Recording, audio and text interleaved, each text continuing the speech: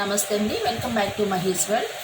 ఈరోజు మనం ఎటువంటి కెమికల్స్ వాడకుండా ఇంట్లో ఉండే ఫ్రెష్ గోరింటాకుతో మెహందీ పౌడర్ ఎలా రెడీ చేసుకోవాలో తెలుసుకుందామండి. మనం మెహందీ పౌడర్ కలుపుకోవటానికి కొంచెం చింతపండు నానబెట్టి ఉంచాలండి. ఆ నీటితో మనం పౌడర్ కలుపుకోవాలి.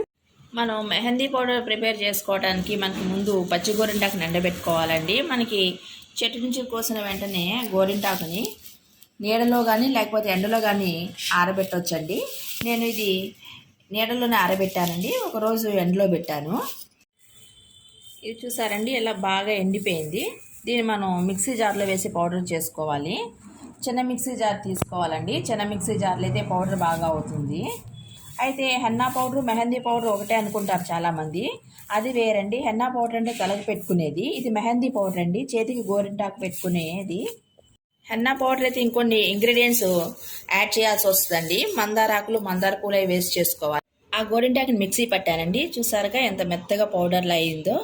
మనం కోన్గా చేసుకోవాలంటే దీన్ని జల్లెడ పట్టాలండి. చేతితో డిజైన్ పెట్టేసుకునేటట్టయితే దీన్ని జల్లెడ పట్టిన అవసరం లేదండి.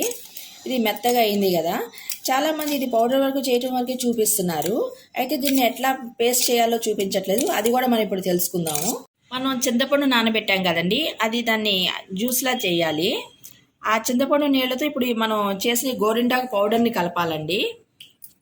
కొంతమంది నిమ్మరసంతో కూడా కలుపుతారు. అయితే నిమ్మరసంతో కలిపింది ఆరెంజ్ కలర్లో వస్తుంది. అందుకని చెప్పి నేను చింతపండు నీటితోనే కలుపుతున్నాను. వాటర్ కలిపేటప్పుడు చూసుకుంటూ కలపాలండి. ఎక్కువ వేస్తే అది పలచగా అయిపోతుంది.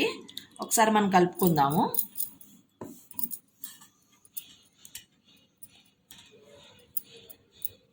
ఈ పౌడర్ చేసి పెట్టుకుంటే చాలా రోజులు స్టోర్ చేసుకోవచ్చండి.